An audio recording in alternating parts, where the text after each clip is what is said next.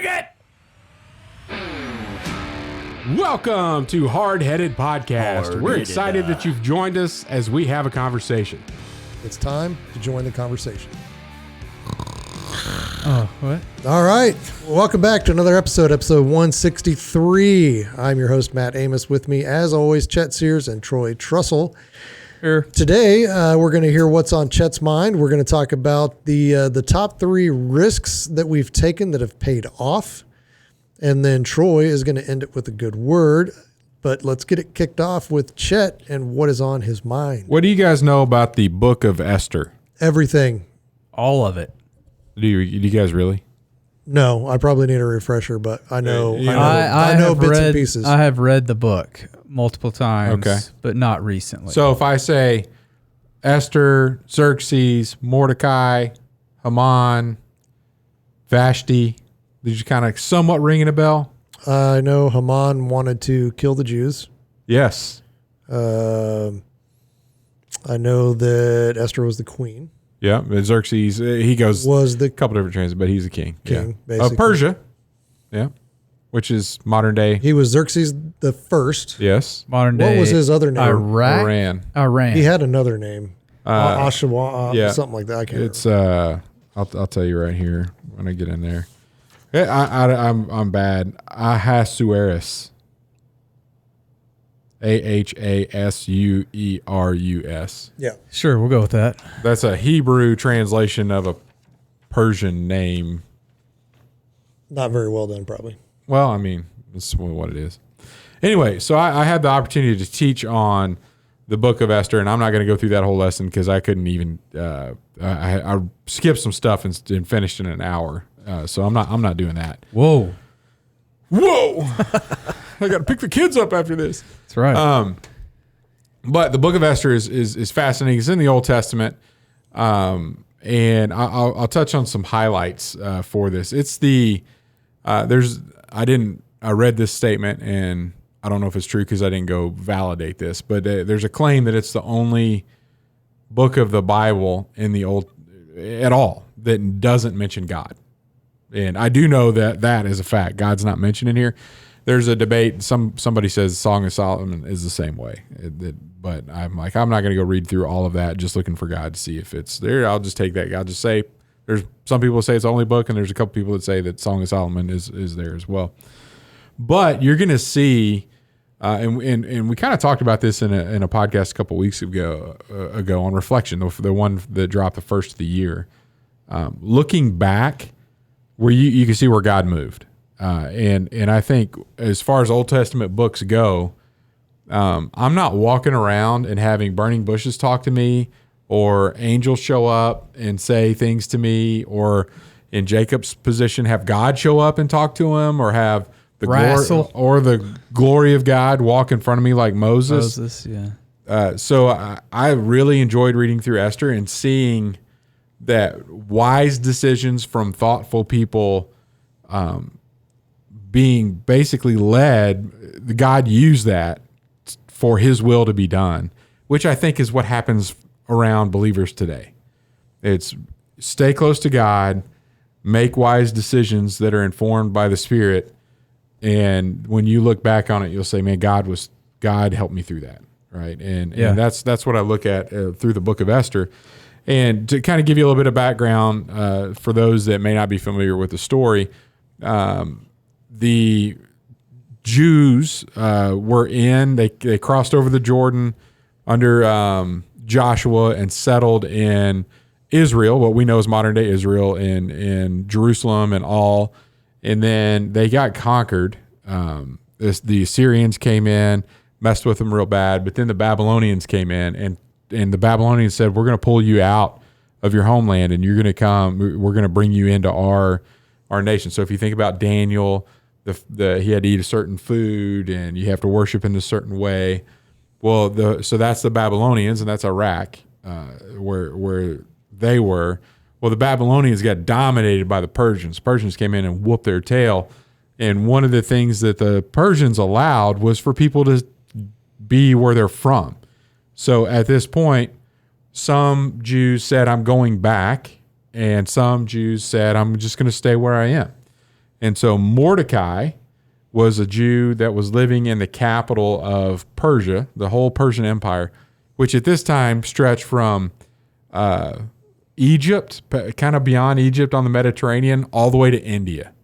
So a massive, massive province or empire with that was there. He happened to be in the capital, Shushan or Susa. It's a town that still exists today, and there's ruins of where the palace was. It's archaeologically proven. This all lines up. Anyway, so he was still staying there, and he had basically adopted Esther because her parents were no longer. And it doesn't get into, it just says that she didn't have parents, but they knew they were cousins. They were basically first cousins, but Mordecai's old and she's young. And so he adopted her, and she's young. And so there's that's going on. Mordecai's there. He's adopted Esther. They live in the capital city. So the king, Xerxes, was a drunkard, and he had banquets and parties and drank a lot. And in fact, through some of the research, just kind of get you how sick this whole people group was too. He would, if people tried to work their way into his palace and be chum with and he didn't like them, he would actually invite them in. Let's have a banquet, and you need to drink the king's alcohol, and would force them to drink alcohol until they died. Like, this dude was not a cool guy.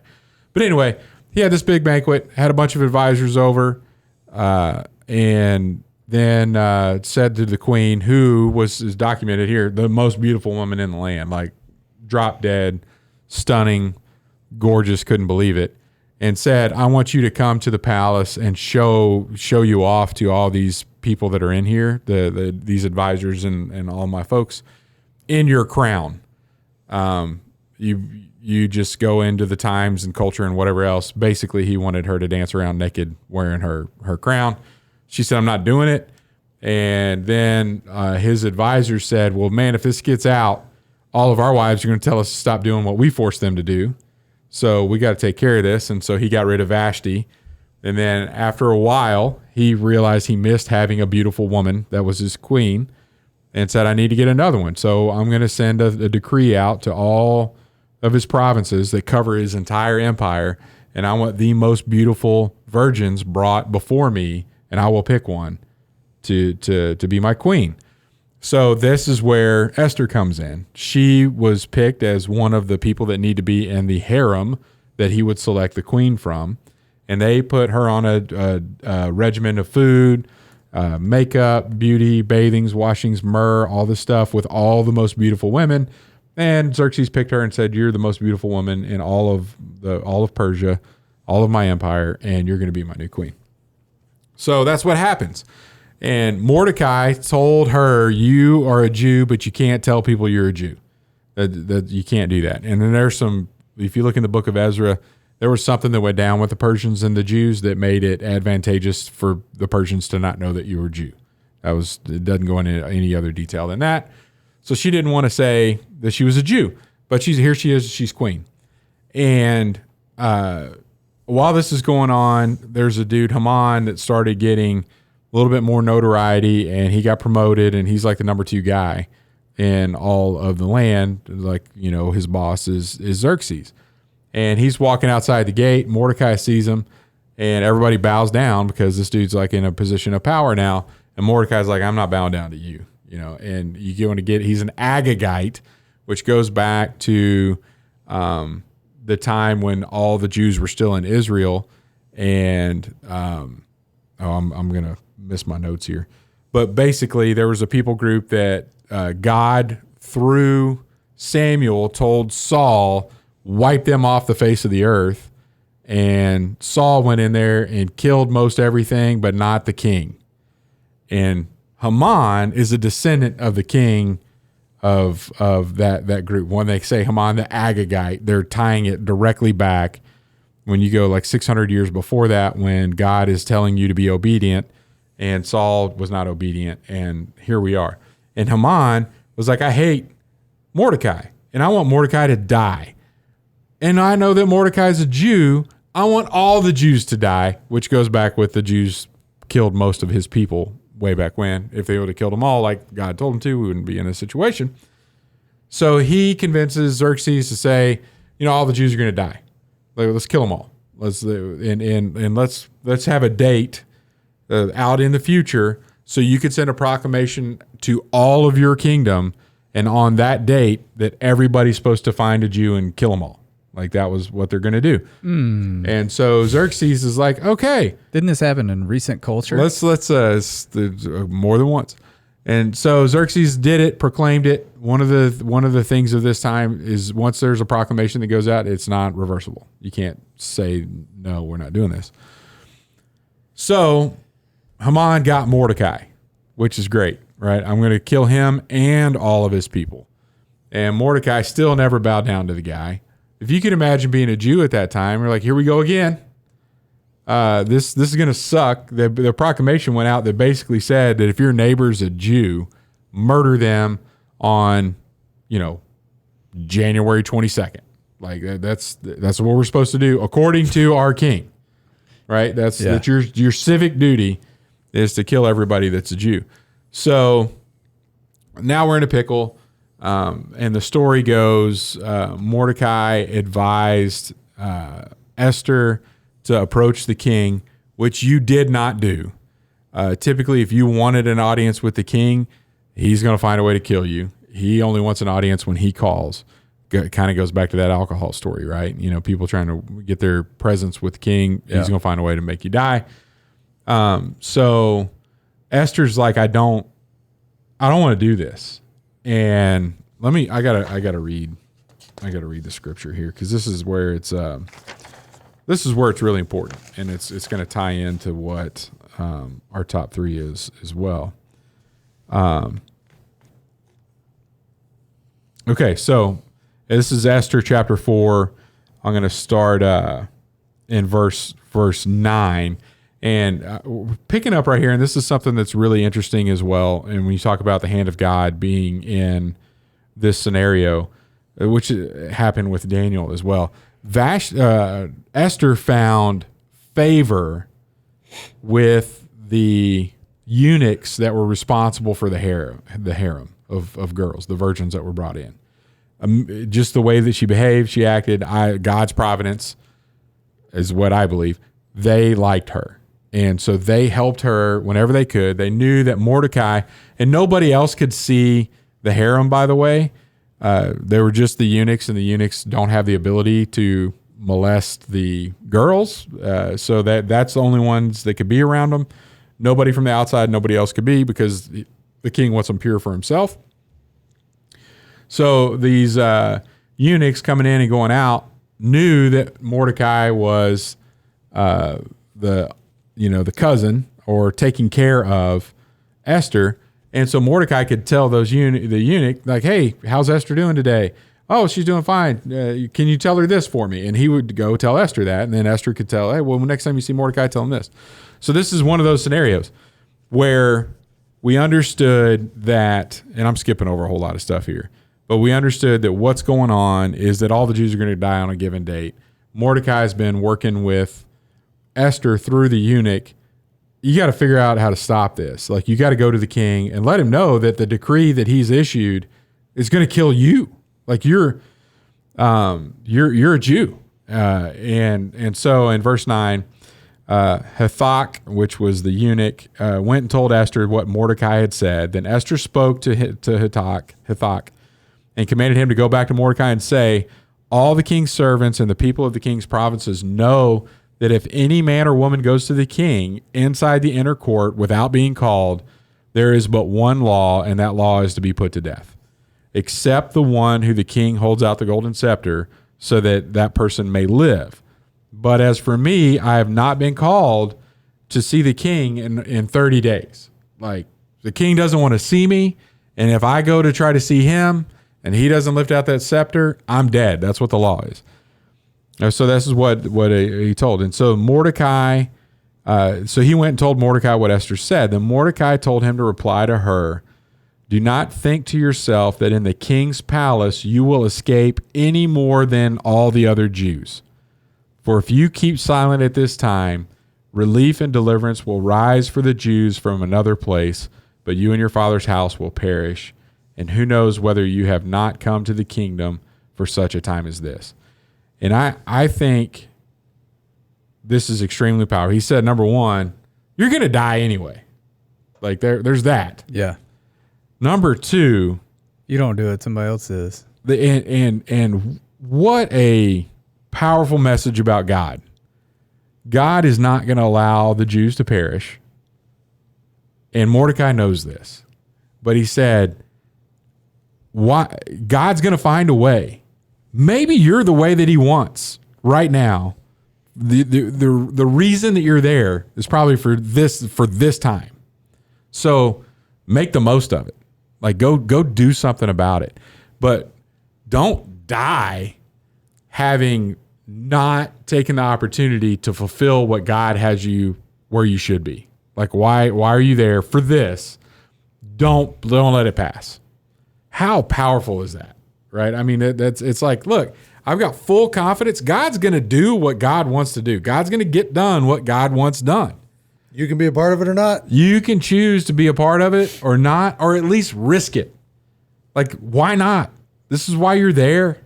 And maybe it works out through you dying. Maybe it doesn't. I don't know. We'll talk about that later. So she does. She goes and she makes herself visible. He invites her in, extends his scepter, and so she lets let everything know what's going on. And she does this through a series of banquets. There's a backstory here where Mordecai had found that there were some guards that were going to kill the assassinate Xerxes. He used the eunuch to tell Esther. Esther warned him. This is a while back. Nobody told Xerxes that Mordecai was the guy that foiled the plan. So while he said, "Esther, I'm willing to talk to you," Esther said, "Okay, let's have a banquet tomorrow and we'll talk about this." And she said, "I want you there, and I also want Haman there, your number two." So Haman gets puffy proud because the queen is requesting his presence to be with the king at these important banquets type stuff. It's a big deal. Xerxes can't sleep and says, "I want my record read to me. I want you to go through the history books about me that are being written as my kingdom is, expanding or whatever, to try to put me to sleep." The guy picks the chapter that talks about the assassination plot, and Xerxes learns that Mordecai was the guy that that saved him. And so he said, I need to talk to somebody about this. Who's in the court that I could talk to about this? Well, guess who's there? Haman. So he's like, "Haman, come here. I need to talk to you." So Haman comes up there and he said, "I want to honor somebody. What should I do to honor them? Somebody that I'm very proud of. They've done something for me." Haman's thinking, this is about me. It's me, baby. So and if I get to write this check, this is what I want. I want horses. I want I'm this. entitled, baby. I haven't done none of the work, but I'm gonna take all benefit. And so he's like, I'm going to keep going. This is all the stuff I need. Well, then Xerxes is like, "Okay, make this happen for Mordecai." And Haman's like, "What?" And he's like, "I want you, everything that you're going to have done, that needs to be done for Mordecai." Well, that's a big no-no. In fact, Haman had plotted to murder Mordecai and put a 75-foot pole up outside of his own house so he can impale Mordecai on it. And then this all comes out that, there's the banquet, there's Mordecai that's starting to get recognition, and then there's a second day. So their banquet is like, "Okay, we're getting along." And he's like, what do you want from me? I'll give you half my kingdom if you want, to Esther. And she's like, "I'll tell you about that at tomorrow's banquet." So they go to the banquet, tomorrow. And she's like, he's like, "What do you want? I'll give you half all our own." She said, I want my people to live. And he's like, "What are you talking about?" She's like, "I'm a Jew. And you decreed that all the Jews need to be murdered on such and such a day." And he's like, "Well, how'd that all work out? Like, what did I decree that? And she's like, Haman. That was Haman's plan, and you signed off on it. You gave him your ring, and he sealed it. And he's like, Haman, you're gone. And Haman ended up getting impaled on his own pole out in front of his own house, which pretty cool. And how they did that, by the way, there's some more research in here. It was a 75-foot pole. It's 50 cubits, is a foot and a half. 75-foot pole. They don't like go up 75 feet and impale. They basically impale you on the ground, and then they stand the pole up and drop it into a hole. Like, so it's not a pleasant experience. No, it's not brutal. a good way to go. Pretty barbaric. Yes. So that happens. He can't reverse the law. So he calls Mordecai in, makes Mordecai the number 2 guy. And Mordecai and some other advisors come up with a plan that they will issue a decree from Xerxes that the Jews can defend themselves on this day. That Xerxes commands that the Jews defend themselves on this day. So the neighbor that thought that they had to kill the Jew was now realizing that the Jew is supposed to kill anybody that tries to kill them.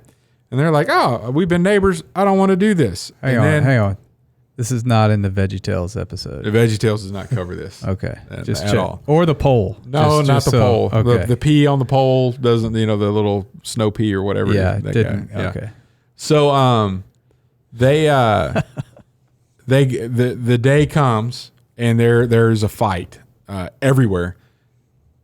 From Egypt to India, all the way up into the touching Greece and Turkey, Iraq, Syria, everywhere, all over. And the Jews kick butt. Anybody who came after them, they defeated them. And then they went that same day. They went after Haman's family. He had 10 sons. They murdered them all, killed all the stuff. And the Jews did not take anything from the families the people that they had killed. So typically you would plunder. I killed you. I'm going to take your house. I'm going to take your animals or whatever. They're just like, man, we're here to defend ourselves. We're not here to conquer or whatever else. We just want to defend ourselves as the king promised. So then that was very successful. This is actually still celebrated today by the Jewish people on a holiday called Purim, Purim. And it's a root word from basically casting lots, so the roll of the dice.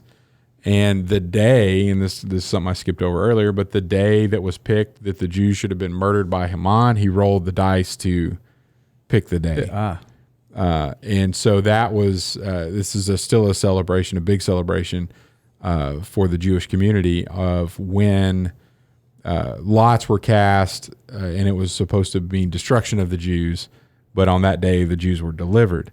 And if you think about some of the correlations, there's correlations with Daniel, there's a correlation with Jesus and the cross. If you think about Satan's plan to have Jesus hung up on the tree so he can have victory, and through that, Jesus was able to deliver all of us by the forgiveness of our sins because he was the sacrifice.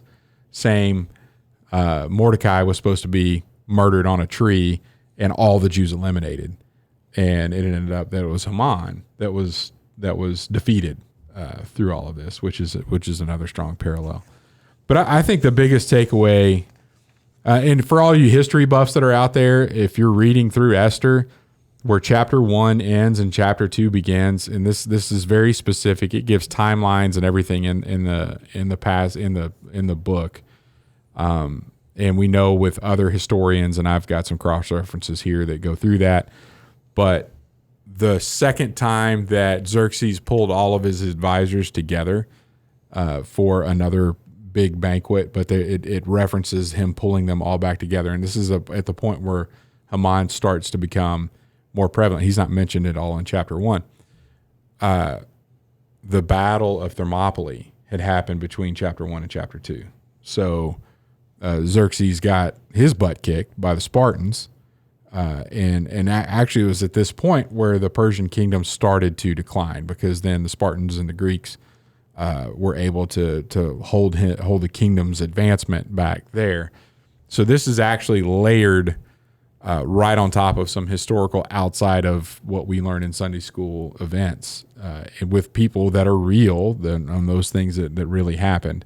And the character that, you think about the 300, that movie, that character Xerxes is the same character, the same individual that's being talked about in this passage. Now they're taking artistic liberties with, with 300. well, I mean, with what Xerxes looked like and all that kind of stuff as well.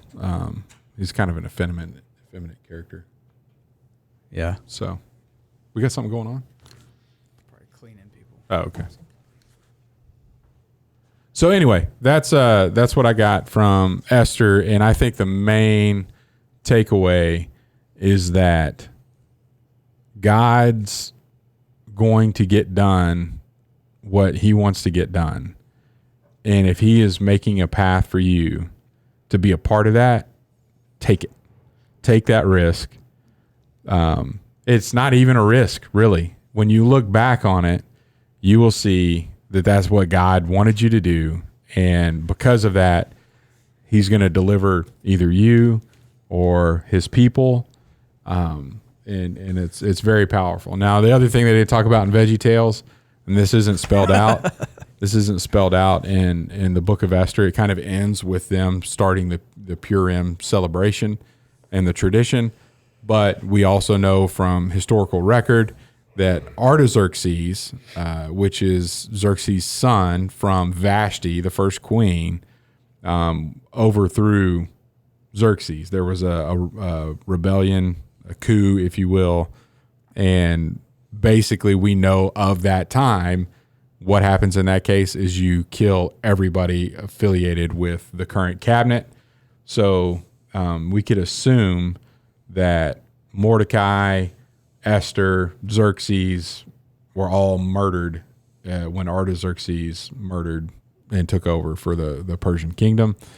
And if you want to go by age, we knew that from a virgin perspective and that she was adopted and not married, around the most beautiful woman, queen time, she was around 14. So if you put that chronology there, she was probably murdered and died in the early 20s.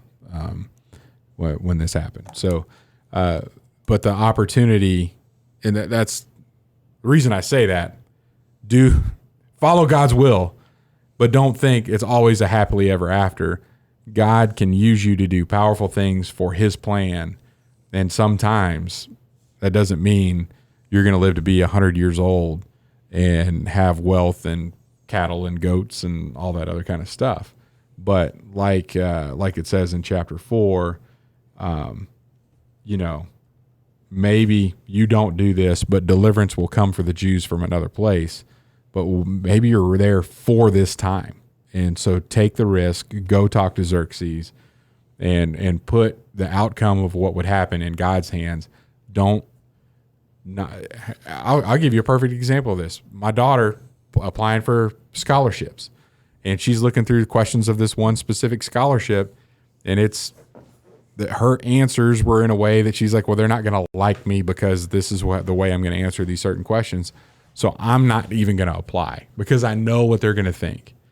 And my response to that was, don't say no for them. Like, make them say no. Don't exclude yourself. Oh, that's good. And that's the same way with Esther here. Don't exclude yourself from God's plan because you think it may go poorly for you. God may have you there for this reason, and make Xerxes kill you if that's what's going to happen. Don't help. It's going to happen God's anyway. plan. Take a chance. There you go. So that's what's been on my mind. I had a lot of fun going through this with the Sunday school class that I was able to teach this, and it's fun.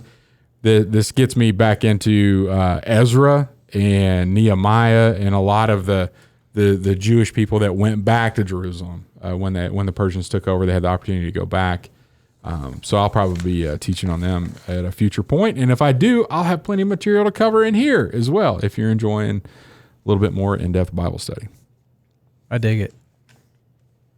So that's why it makes it appropriate for our top 3, which we'll discuss when we come back. At Admiral's Pennant, our mission is to offer the latest and refined, high-quality masculine products and services to the modern gentleman, as well as provide him with the tools and products necessary to look, act, and feel confident in his appearance and social interactions. Check it out at admiralspennant.com. Without it, you might as well shave. And we're back. Shut your face. Yow! With top 3 risks we took that paid off. Troy, what do you got? Number 3, we moved a lot in the past 10 years. And every move that we made was strategic and risky. We moved from Shreveport to Wichita on a whim without a job, some people said. But we were... Some people said. A lot of people were like, man, what are you doing that for? It's crazy. You quit your job here. And You you're just either gonna did or move. didn't have a job. I did not have a job. Well, then the people that said you didn't have a job were right. Well, what I'm saying, like they Oh, that it was a whim. that it was a whim. Oh, Like, I thought you meant like some people said I didn't have a job. And I was like, I don't think you had a job.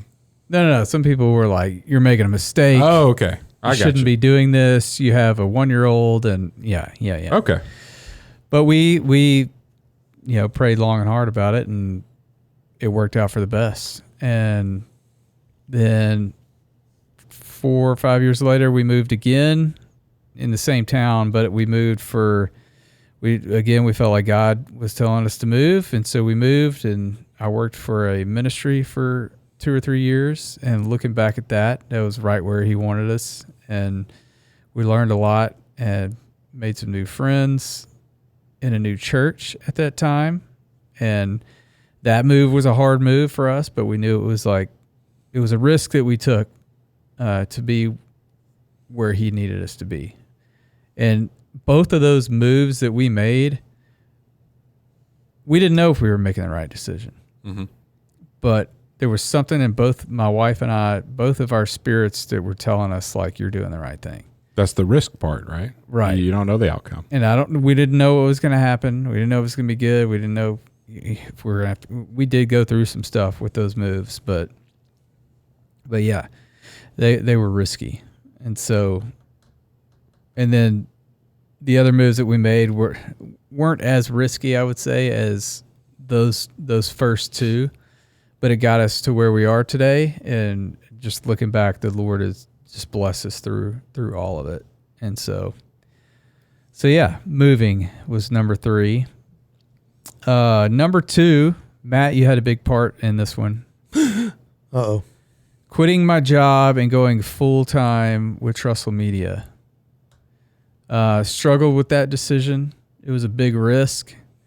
And I remember you, Matt, were like, Troy, one day you're just going to either have to poop Or get off the pot. or get off the pot. I remember that. I don't think I used the word poop. You did not say poop. And that may be the first time you ever said poop right now. but that stuck with me. And I ended up, I did get fired, so I didn't necessarily quit, but I was about to quit. You were praying, God, tell me if this is the right thing to do. And God's like, you don't have a job now. Yeah. And so we went full time. Yeah. And then number 1, it was very risky, but marrying my wife was a good risk. And she's my number 1. So All right. there you go. Moving, starting a Was there like own business and marrying my wife.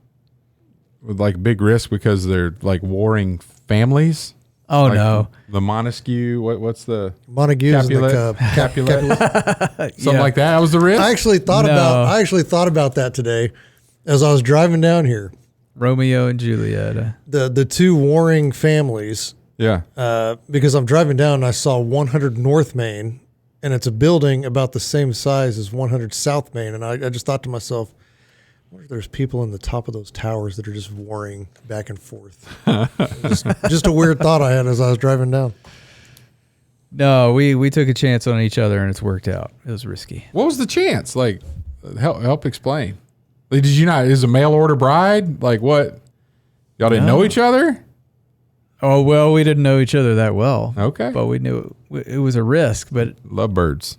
yeah, love happened quickly. Had to get married. Okay. Chet, what do you got? So What risks do you have, sir? yeah, the being associated with you guys, number one. It's a pretty big risk. Now, number three, this goes on the professional side, and a lot of times I was actually having a conversation with a young guy at work, just right out of college, and he was asking me some questions about like, how did you get to where you are? And I've had asked several times throughout my careers, like, what path did you? Everybody young in their careers, like, what path do I need to take to get to where a level? And I'm like, it wasn't some master plan that I had, but I could tell you where I definitely interacted through my gut. Like I don't need to be quiet here. We had a horrible plant manager, and we did an annual employee survey by the corporation was required, and we knew that the results of that survey were going to be bad because this guy was just, emotionally beating most everybody that worked on the salaried staff at this factory. And I, through my investigatory methods, had talked to other people in the organization outside of our factory and knew that the survey was taken. The timeline, the results come to the plant manager first. Plant manager is supposed to share them with his direct reports. The direct reports then go a staff-wide meeting and say these are what the results are, and then everybody's supposed to put a plan together to make the survey scores go up. Well, everybody basically was saying that what they put on the survey was, we hate working here because of this one guy. And I realized that months were passing beyond what the schedule was. So he was not doing, or he was either pencil whipping and not telling anybody what the survey results were. And he was supposed to provide action plans through meetings with us, and that wasn't happening. So everybody's like, somebody ought to do something about this, and I'm like, well, let's all speak up. Like we have a all employee meeting coming up on whatever date. That's the time. He's going to say, does anybody have any questions? And somebody needs to ask, hey, what's with the survey? Why haven't we seen the results? And what are we going to do? And they're like, yeah, somebody's got to do that. That's got to be you, Chet, And I'm like, oh, I'll do it. But as soon as I speak up, you guys all have to step forward. Yes, we want this. And, and sure enough, I'm young and I'm stupid. And he says it. I feel the tension, the heart's beating fast. And I step out. Here's the deal. I have a question. We should have gone through these survey results by now. Where are the results? Do you have them? And what are we going to do about it? Like, what are you doing? You have to give an answer to corporate. And then he's like, okay, anybody else have any? Nobody stepped forward. It was just Chet going out there saying this is a big deal. And I'm like, so nobody had my back. And he said, I appreciate you asking that question. That's great. We do have some things to do with that. And I'm going to assign you as the champion. Like, it's your job to share these results with everybody. It's your job to come up with a plan. It's your job to fix the score, which the reason we scored low was because this guy had a job. Like, he was employed here. And now I have to make everybody happy with him still being the boss. And it's going to be my responsibility for the scores to increase. And that risk, it didn't seem like it paid off well, but I dug down deep and started doing some stuff. I learned a whole lot about employee engagement, and we improved our survey scores with him still being employed. I learned how to work with people. I learned how to really get to the root of what's going on. And because of that, 10, 15 years later in my career, because of what I learned at that moment, I was still getting opportunities that were coming up because of what I had learned through that entire process that I would have never learned if I would have been like everybody else and kept my mouth shut. So there's that. Number 2, moving to Wichita. And I did that for a career move and moved. It wasn't too big of a deal for me and my family because I was a military brat and we never grew up around family. So the idea of moving away from family wasn't a thing. In fact, my parents always expected it, that, kind of my mom was looking at it because I took my kids away from their grandparents, then my grandkids are going to be taken away from me. That's just how it works, whatever. But I also knew that it was a pretty big risk of taking Ashley away from her family, which you guys have always lived close together. Yeah. So that was a big risk. It paid off. Everybody's in Wichita. Everybody that followed us, followed the leader. So we're all back together. And it wasn't on purpose. It just God's providence brought us back together. Trying to take credit, man. I'm whatever. However you want to look at it. But and it took a while for y'all to get here, by the way. And then number one, I would say Ashley, but it wasn't necessarily there wasn't a risk with pursuing her, but I was just finished with college and I had two options of career path, if you will, or what I'm doing with my life. I wasn't necessarily for a specific job. Both of them took me out of Louisiana, and both of them would have put me on a path where pursuing her was not an option. And I had just had this, I want to go after her. And so I had no other option. Like it was like, I can go do these things. I'm invited. I'm asked for over here. On one of them, it's like somebody's like, you need to come here. I've got a job for you. Come with me. And then there was another one that was like, oh, this would be a lot of fun. I have a shot at that. And so those were my two choices. And then it was like, I went to this party and I saw Ashley and I'd known her, but I was like, of all the, college and the girls I dated and whatever else, I got out of there and I'm thinking, man, I wish I would have had more time with her like that. There's something there. So to take a risk and say, I'm going to stay in Louisiana. I have no idea what I'm doing. I have no job lined up. I have nothing, but I'm going to risk giving up all those other either sure things on one of them and a good option on another just to see how this pans out. Was a pretty big risk, and it paid off very nicely. So that's my number one. Nice. You guys are just turds. All right, number three. He just changed his number one. No, I was actually kind of torn because I've taken a lot of risks in my life, as evidenced by the lack of my legs. But I would have to say number three, and this happened. So this isn't, I guess, in any sort of real. I guess I should go in chronological order. But so I guess I'll just do that. I'll go chronological, so it's not technically the importance of it, but it follows the chronology. The chronology a little bit. So I'd have to say the risk was joining the Marine Corps. Mm-hmm. Obviously, joining in a time of war is pretty risky. I knew what I was signing up for. And even after being injured the first time in 2006, decided to re-enlist knowing that I was going to deploy again, and got hurt again. But that has paid off. I don't even know how many times over. I wouldn't know you guys. I don't know where I would be. But my life was I guess the track of my life was defined by that decision to join the Marine Corps.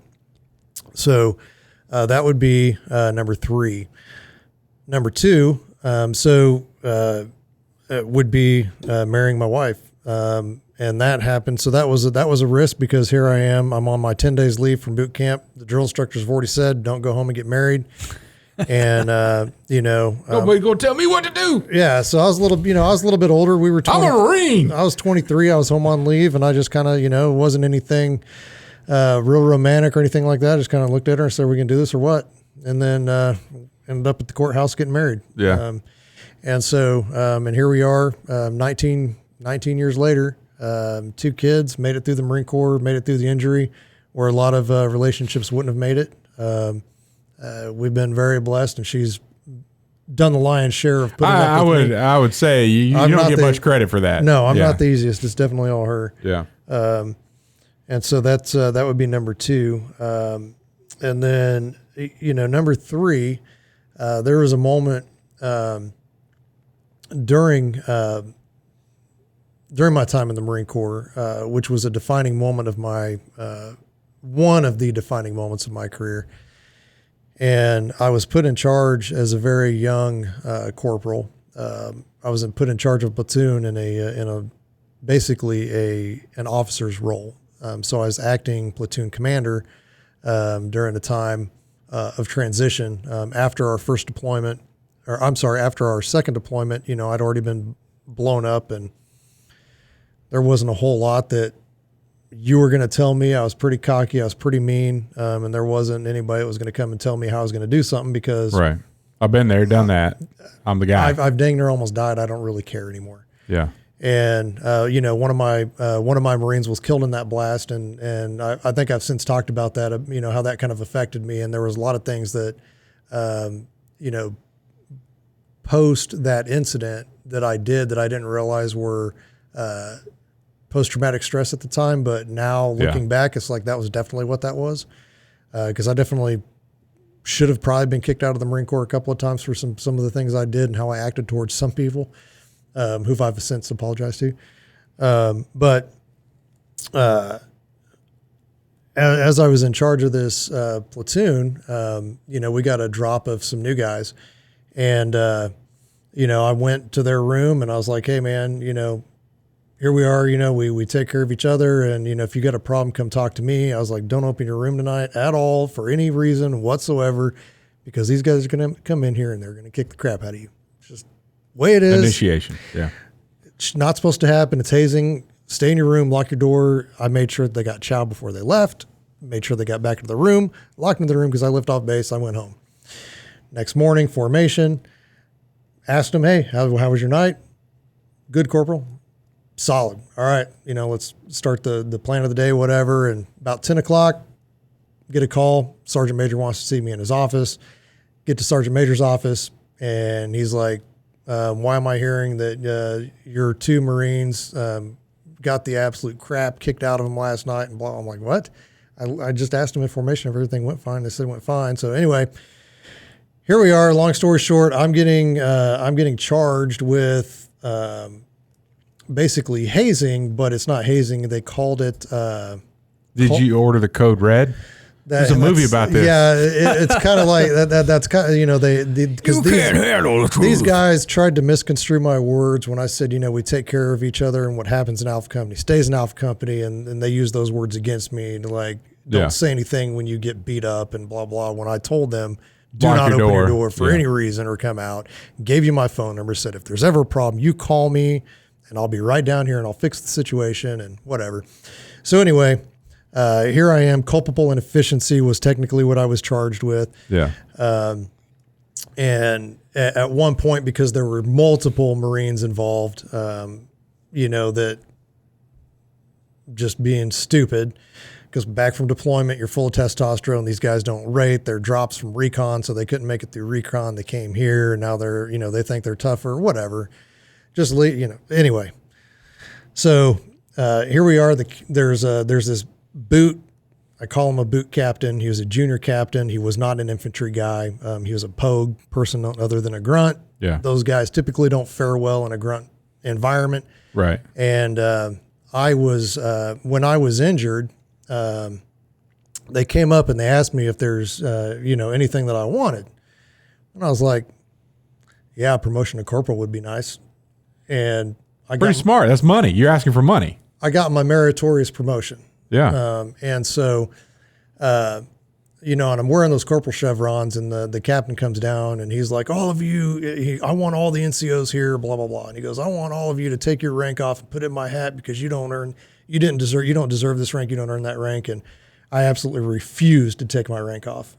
And I said, I earned this. I was like, "You're going to have to come at me with charges in order to get this rank off my chest." And He was not happy. He stormed off, and he went and grabbed the first sergeant. First sergeant was an old drill instructor. He's obviously an 03, and he put him in his place. That captain was relieved the next day. I end up having to go down. Of course, now I'm meeting with the battalion commander about this whole charge deal about culpable inefficiency, and he wanted me to sign. He goes, "Hey, just sign this page 11. No skin off your back. No big deal." And I said, "I refuse to sign that."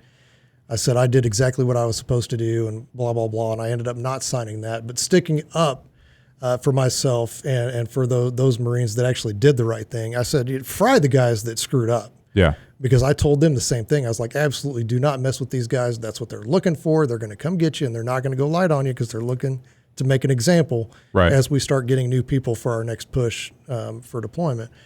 And I think ultimately that gained me a lot of respect with my guys as well as with my command, because it's like, I'm not bad. I didn't do anything wrong. Yeah. And so that was the first time. No, that was the second time I got brought up on charges. The first time I got off as well. Can we just pause for a moment? And if we ever decide to make beautiful music on an album, whatever instruments we're playing, that album needs to be entitled Culpable Inefficiency. I think that should be the band. That should be the band name. Because I had no idea. I had no idea what it meant. I was like, what does this even? Well, it means that basically you were doing a job and you did something wrong, but you don't really know that you did it wrong. Yeah. And I was like, that makes absolutely no sense to me. Right. I was like, you called me dumb? So anyway, I said, I'm not signing that. And I went directly to legal, and I retained legal counsel. Yeah. And then when they said, what? We're going to fry this command. And then when I went back and they found out that I'd retained counsel, they're like, you just got to trust the process, man. I was like, absolutely not. I was like, I earned this, and I was like, this is here for a reason. And I was very offended. Like, and that is when I was like, you know what? You've got to step up. You've got to take care of yourself. Right. Because nobody's looking out for you more than you. And I said, everybody's looking for somebody to pass the buck on to make an example out of. And I was like, I'm not going to be that whipping boy. And I think that gained me a lot of respect with some of those guys that I served with. And obviously it was nerve-wracking at the time, but it ultimately paid off because I got to keep my money. I got to keep my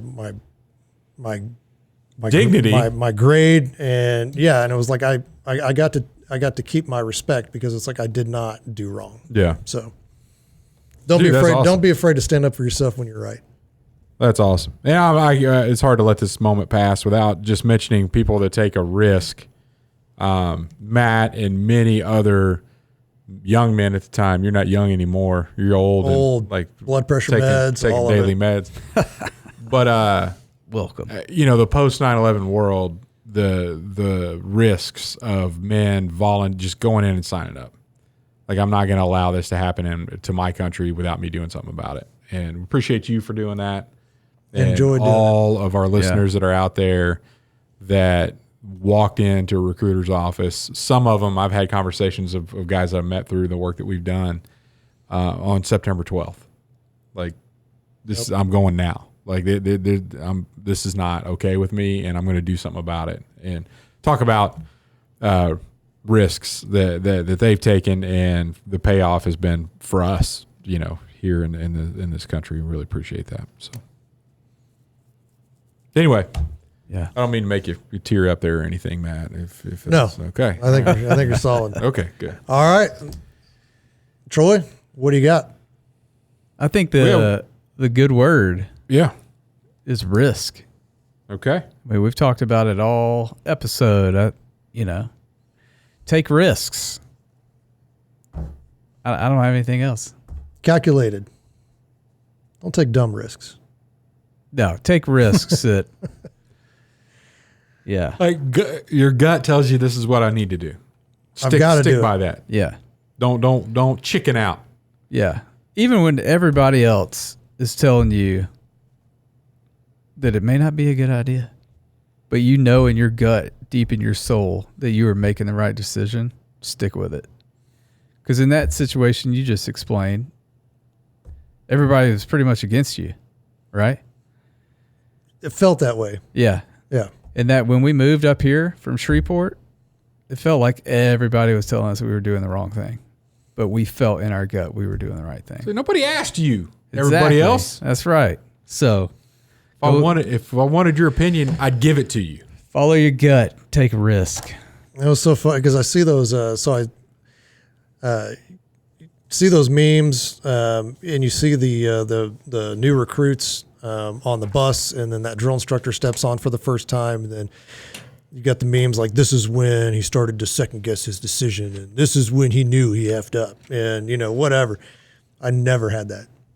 I sat on that bus, and that guy was yelling at me, and I was like, Yeah, come on, sucker. "This is exactly where I need to be. Yeah. This is awesome," Nice. And it was a challenge. I really enjoyed it, but that's one of those risks that just ultimately paid off. It was cool. Yeah. All right. This episode brought to you by United States Marine Corps. Call your local recruiter. Thanks for listening to the Hardheaded Podcast. Don't forget to share this podcast with others to help us get the word out. Also, if you haven't yet, please rate and review the show. This helps our podcast show up in other people's suggested shows that may or may not have listened to us before. Thanks for listening, and we'll see you next week.